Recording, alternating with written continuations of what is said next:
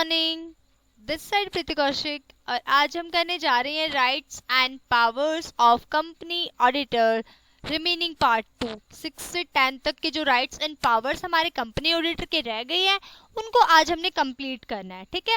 तो जिसने पार्ट 1 नहीं देखा है पहले जाके पार्ट 1 देख लो, डिस्क्रिप्शन में लिंक गिवन है, वहां से भी आप जाके पार्ट 1 को कंप्लीट कर सकते हैं। ठीक है जी, जैसे कि आपको पता है rights and powers company auditor के बहुत ज्यादा इंपॉर्टेंट है, तो पार्ट 2 में हम पॉइंट 6 से शुरू करने जा रहे हैं। पॉइंट 6 है हमारे right to make a statement in the general meeting. देखो जी, जो ऑडिटर होता है उसके पास ये राइट होता है कि वो जो स्टेटमेंट है जनरल मीटिंग के अंदर वो दे सकता है, यानी कि जनरल मीटिंग में ऑडिटर के पास ये राइट है कि वो बोल सकता है। Under section 146 of the companies act, section 146 company act का, the auditor has the right to speak in the general meeting and speak there in order to give explanation relating to the accounts and the point mentioned by him in his report। कहते हैं जो auditor होता है उसे general meeting के अंदर बोलने का हक है और वो इस बात पे बोल सकता है कि कोई एक्सप्लेनेशन उससे रिलेटेड है या अकाउंट्स उससे रिलेटेड है या फिर कोई पॉइंट उसने मेंशन किया अपनी रिपोर्ट में, तो वो जनरल मीटिंग के अंदर, जब जनरल मीटिंग हो रही है शेयर होल्डर्स के साथ, तो वो शेयर होल्डर्स को कुछ बताना चाह रहा है, अपनी रिपोर्ट में उसने जो पॉइंट मेंशन किए हैं उनके एक्सप्लेनेशन वो खुद से देना चाहता है, तो उसके पास ये राइट है कि राइट टू स्पीक, यानी कि वो बोल सकता है। Through this right, the auditor can dispense the concern of the members and reply to the question posed by them।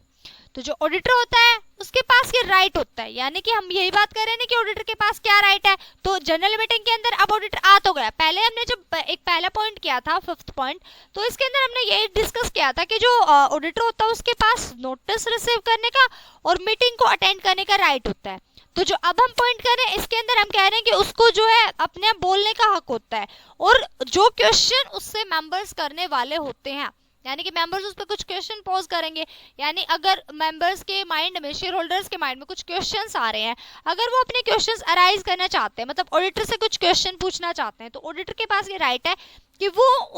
उनका जवाब दे सकता है, यानी कि उसके पास उनका रिप्लाई तो है ही, यानी उसने जो भी रिपोर्ट में मेंशन किया है ईच एंड एवरी क्वेश्चन का, तो वो जवाब दे या ना दे, लेकिन फिर भी जो क्वेश्चन उसके ऊपर पोज दिए गए हैं उनको आंसर देने का उसे हक है। However, he cannot be bound to reply to each and every question raised in the meeting। जबकि वो इस बात के लिए लायबल नहीं है, इस बात से बंधा नहीं हुआ कि हर एक क्वेश्चन जो भी मीटिंग में रेज किया जाएगा उसका रिप्लाई ऑडिटर ही देगा, नहीं, तो वो हर एक क्वेश्चन का जवाब दे ही नहीं सकता।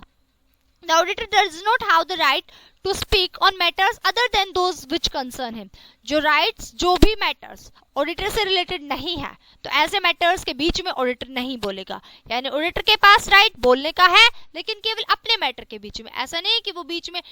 मीटिंग चल रही है, मीटिंग में कुछ और इम्पोर्टेंट बात चल रही है लेकिन वो बीच में कह रहा है ऑडिटर बन के डोन और बीच में बोले जा रहा है, नहीं जी, जो उससे कंसर्न रिलेटेड मैटर्स है केवल ऑडिटर उन्हीं में बोलेगा। Okay, Normally, it is not necessary for the auditor to be present in each annual general meeting। Normally ये जरूरी नहीं होता ऑडिटर के लिए कि वो हर एक एनुअल जनरल मीटिंग के अंदर प्रेजेंट रहेगा, but in the following circumstances the auditor should attend in the annual general meeting. लेकिन कुछ ऐसे सर्कमस्टांसेस है जो अब हम पढ़ेंगे, उन सर्कमस्टांसेस के अंदर एनुअल जनरल मीटिंग अटेंड करनी ही पड़ेगी ऑडिटर को। वैसे क्या है, कंपलसरी नहीं है कि ऑडिटर के लिए कि वो each and every annual general meeting को जो है वो क्या करने वाला है, अटेंड करने वाला है, लेकिन कब जरूरी है। First point, when the auditor is suspicious that the directors of the company are trying to hide certain financial difficulties। यानी कि जब ऑडिटर को इस बात पे संदेह है कि जो डायरेक्टर्स है वो कुछ कोशिश कर रहे हैं फाइनेंशियल डिफिकल्टीज को छुपाने की, तो ऑडिटर चाहता है शेयर होल्डर के सामने ये बात आ जाए। अगर ऑडिटर ऐसा चाहता है, यानी ऑडिटर को कुछ डाउट लग रहा है, ठीक है, तो ऑडिटर क्या करेगा, ऑडिटर एनुअल जनरल मीटिंग को अटेंड करेगा। ठीक है, तो यहाँ पे ये यही कह रहा है कि जब भी उसे किसी बात पे डाउट है, the directors of the company are trying to hide certain difficulties, कि वो कोशिश कर रहे हैं कुछ डिफिकल्टीज को हाइड करने की, तो ऑडिटर को अगर संदेह हो जाता है तो वो क्या करेगा, एनुअल जनरल मीटिंग को अटेंड करेगा। ओके जी, अब कहता है if there are points contain in the auditors report which he want to clarify, यानी ऑडिटर चाहता है कुछ पॉइंट्स को क्लैरिफाई करना। अगर ऑडिटर ऐसा चाहता है कि वो कुछ पॉइंट्स ऐसे उसने रिपोर्ट में मेंशन किए हैं जिनकी क्लैरिफिकेशन ज्यादा डिटेल में हो जाती है, अगर वो रिपोर्ट के अंदर ईच एंड एवरी पॉइंट को बहुत ज्यादा डिटेल में एक्सप्लेन करने लग जाता, लेकिन अब वो चाहता कि जो ऑडिटर की रिपोर्ट है उसके अंदर कुछ ऐसे पॉइंट्स है जो उसको क्लैरिफाई करने ही पड़ेंगे, तो फिर ऑडिटर जो है एनुअल जनरल मीटिंग अटेंड करेगा। Third point, he has received notice of a resolution proposing to appoint another person in his place, यानी कि उसको एक ऐसा नोटिस रिसीव हुआ है जिसके अंदर एक ऐसा रेजोल्यूशन पास किया गया, प्रपोज किया गया है कि वो किससे रिलेटेड है, अनदर पर्सन को उसकी जगह पे अपॉइंट करने से रिलेटेड है। तो उसको जब ऐसा बात लग रही है, उसे खतरा लग रहा है अपनी पोस्ट पे, तो वो रीजंस जानने के लिए उसे लगता है भाई क्यों मुझे हटाया जा रहा है, तो इस वजह से भी वो क्या कर सकता है, एनुअल जनरल मीटिंग अटेंड कर सकता है। मतलब कंपल्सरी नहीं है, लेकिन पहली बात, जब ऑडिटर को डाउट है कि कुछ फाइनेंशियल डिफिकल्टीज आ रही हैं, डायरेक्टर्स छुपा रहे हैं, तब वो अटेंड करेगा। सेकंड थिंग, जब उसकी ऑडिटर में कुछ ऐसे पॉइंट्स हैं जिनको वो क्लैरिफाई करना चाहता है, तब वो करेगा। थर्ड पॉइंट में, अगर कोई ऐसा नोटिस है जिसको मतलब कि जिसके अंदर ये प्रपोजल लिखा गया है उस नोटिस के अंदर कि आपकी जगह पे कोई दूसरा बंदा हम अपॉइंट करने जा रहे हैं एज एन ऑडिटर। ओके जी, अभी फोर्थ पॉइंट देखिए। फोर्थ पॉइंट में कहता है, if the company has special invited him, the directors have insisted that the auditor should be present। कहता है कंपनी ने स्पेशल इनवाइट किया है ऑडिटर को, तो भी क्या होएगा, ऑडिटर वहां पे प्रेजेंट होएगा। डायरेक्टर खुद इंसिस्ट कर रहे हैं कि ऑडिटर को प्रेजेंट होना चाहिए, तो फिर क्या होएगा, ऑडिटर वहां प्रेजेंट होगा एनुअल जनरल मीटिंग में। फिफ्थ पॉइंट में कहता है, it is if the auditor's report contains certain points which may be misunderstood। कहता है अगर if the auditor's report, अगर जो ऑडिटर की रिपोर्ट है, ठीक है, ऑडिटर की रिपोर्ट क्या है, उसके अंदर कुछ ऐसे पॉइंट्स हैं जो कि मिसअंडरस्टूड है, यानी कि समझ में नहीं आ रहा कि क्या कहना चाह रहा ऑडिटर, यानी क्लियर नहीं है, उनके अंदर एम्बिगुइटी है, ठीक है। तो जब वो क्लियर नहीं है, पॉइंट्स मिसअंडरस्टैंडिंग किए जा सकते हैं, तो अगर मिसअंडरस्टैंडिंग को रोकने के लिए क्या कहा जाता है कि ऑडिटर आप प्रेजेंट रहना एनुअल जनरल मीटिंग में और हमारे सारे के सारे डाउट्स को क्लियर करना। ओके जी, अब हमारा सेवंथ राइट आता है। ऑडिटर का सेवंथ राइट है, right to have technical and legal advice. अब ऑडिटर के पास ये राइट है कि वो टेक्निकल चीजों से रिलेटेड लीगल एडवाइस ले सकता है। The auditor is by himself not very subject, जो ऑडिटर है उसे हर सब्जेक्ट की नॉलेज नहीं होती है। Hence if he deems necessary, अगर उसे जरूरी लगता है, then he contain specific matters, he may seek the advice of other legal and technical expert in order to form his opinion। मतलब कि ऑडिटर जो है, ऑडिटर है भाई वो, इसका ये मतलब वो चार्टर्ड अकाउंटेंट है, क्या नहीं उसको सीए के बारे में, उसको ऑडिटिंग करने से रिलेटेड हर चीज के बारे में नॉलेज है, लेकिन भाई जो टेक्निकल चीजें हैं, ठीक है, वहां पे हो सकता है कि उसे किसी एक्सपर्ट की हेल्प लेनी पड़े, जैसे कि वैल्यूएशन के टाइम पे ऑडिटर को हेल्प लेनी पड़ेगी। तो कहते हैं मतलब अगर कुछ ऐसी सिचुएशन है जहां पे ऑडिटर को लेनी पड़ेगी टेक्निकल हेल्प, ठीक है, यानी कि एक्सपर्ट्स की उसे हेल्प चाहिए, तो वो एक्सपर्ट्स के ओपिनियन ले सकता है, जहां पे उसे जरूरी लगता है वहां पे वो एक्सपर्ट्स के क्या ले सकता है, वो ओपिनियंस ले सकता है। लीगल एक्सपर्ट हो या फिर वो टेक्निकल एक्सपर्ट्स हो, वो दोनों की ही हेल्प ले सकता है। सेवंथ पॉइंट हमारा ये कहता है कि ऑडिटर के पास ये टेक्निकल एंड लीगल एडवाइस लेने का राइट है। ओके जी, एट्थ पॉइंट कहता है, right to sign the audit report and to certify related documents. जो ऑडिटर है उसके पास ये राइट है कि वो ऑडिट रिपोर्ट पर साइन करेगा और सर्टिफाई करेगा रिलेटेड डॉक्यूमेंट्स को सर्टिफिकेट के through. Under section 145 of the companies act, only the auditor or a partner in the firm which has been appointed as the auditor in accordance with section 141 has the right to sign the audit report, only he has the right to certify the related documents। कहता है जो auditor, जो भी firm हमने section 141 के according appoint की थी, उसी ऑडिटर के पास ये राइट है कि वो section 145 of the companies act के अंडर जो ऑडिट रिपोर्ट प्रिपेयर करे उस पर साइन करे और जो भी रिलेटेड डॉक्यूमेंट्स है उनको सर्टिफाई करे कि ये सारे डॉक्यूमेंट्स जो हैं वो सही तरीके से प्रिपेयर किए गए हैं, जैसे होने चाहिए थे वैसे ये जो रिलेटेड डॉक्यूमेंट्स है वो बिल्कुल सही है और रिपोर्ट पे मेरे साइन है। ऑडिटर लास्ट में क्या करे और रिपोर्ट के ऊपर साइन करे, ताकि या तो कोई पार्टनर है फर्म का, अगर फर्म पूरी की पूरी ऑडिटर के रूप में अपॉइंट कर रखी है, अगर ऑडिटर की बात है यानी एक सिंगल इंडिविजुअल है, एक ही बंदा है, तो फिर ऑडिटर उसके ऊपर साइन करेगा, ठीक है, रिपोर्ट के ऊपर। ओके जी, ninth right to be indemnified. ऑडिटर के पास ये राइट है कि वो इंडेमनीफाई कर सकता है। इंडेमनीफाई का मतलब है कि कोई भी उसे हानि हो गई है, हानि जब हुई, कोई भी उसे क्षति हुई, तो उसकी वो पूर्ति कर सकता है। यानी कि अगर उसे कोई नुकसान हुआ तो नुकसान में उसका कोई दोष नहीं था, वो निर्दोष पाया जाता है, तो इस केस में ऑडिटर अपना क्लेम कर सकता है, अपने जितने भी एक्सपेंसेस हुए वो कंपनी से ले सकता है। Under section 197 of the Indian companies act, जो इंडियन कंपनीज एक्ट का हमारा सेक्शन है 197, उसके अंदर क्या रखा कि if a matter of the fraud and negligence का अगर कोई मैटर है is proceeded against the auditor and the decision in the matter has been in favor of the auditor, अगर कोई ऐसा मैटर जो कि फ्रॉड और नेग्लिजेंस से रिलेटेड था, जिसके ऊपर ऑडिटर के ऊपर प्रोसीडिंग्स चल रही थी कोर्ट में, और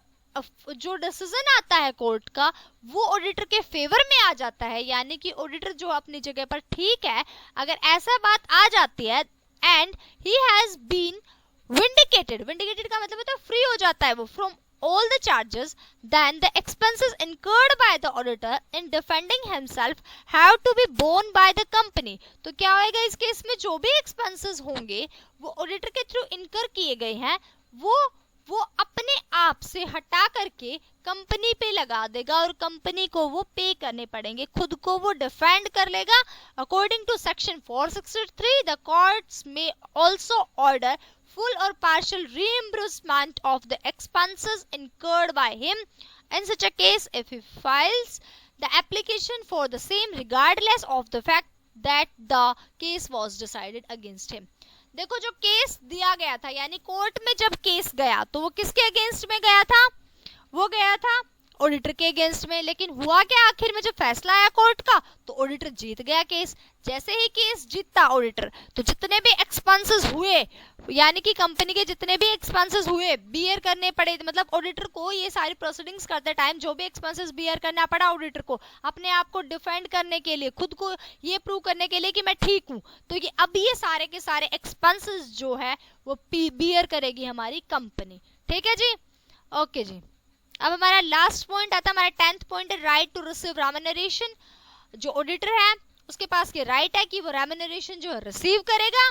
the auditor has the right to receive his remuneration, अपने हक तो कोई नहीं छोड़ेगा, तो रेम्यूनरेशन लेना तो ऑडिटर कभी नहीं भूलेगा। If he has completed the work that was assigned to him, अगर उसने अपना काम कंप्लीट कर लिया जो उसको असाइन किया गया था तो ऑडिटर रेम्यूनरेशन जरूर लेगा। However if he has been appointed on an annual fees and he is removed during the year, then he has the right to receive the remuneration for the whole year। कहते हैं अगर उसे appoint किया गया था annual fees के ऊपर और उसको बीच में ही रिमूव कर दिया गया ईयर के बीच में, तो भी उसको राइट है कि वो रेम्यूनरेशन जो लेगा वो पूरे साल की लेगा। क्यों लेगा भाई पूरे साल की वो रेम्यूनरेशन? अब जरूरी थोड़ी ना, आपको जब जरूरत थी आपने अपॉइंट किया, आपने पूरे साल का एग्रीमेंट किया कि आप हमारे पूरे साल के अकाउंट्स को ऑडिट करने वाले, बाद में कहते हो बीच में आप चले जाओ, यानी कि उसकी कोई गलती नहीं, आप बीच में उसे रिमूव करना चाहते हो। अगर आप ऐसा चाहते हो तो ऑडिटर आपकी फर्म से निकल तो जाएगा,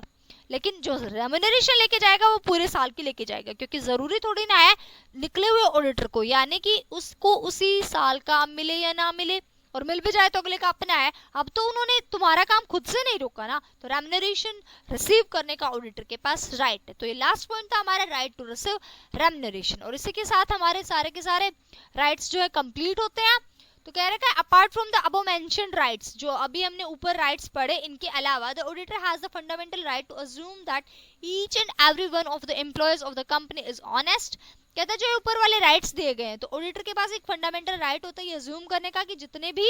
ईच एंड एवरी एम्प्लॉय जो भी कंपनी का लगाए हुए हैं वो सारे के सारे ऑनेस्ट हैं।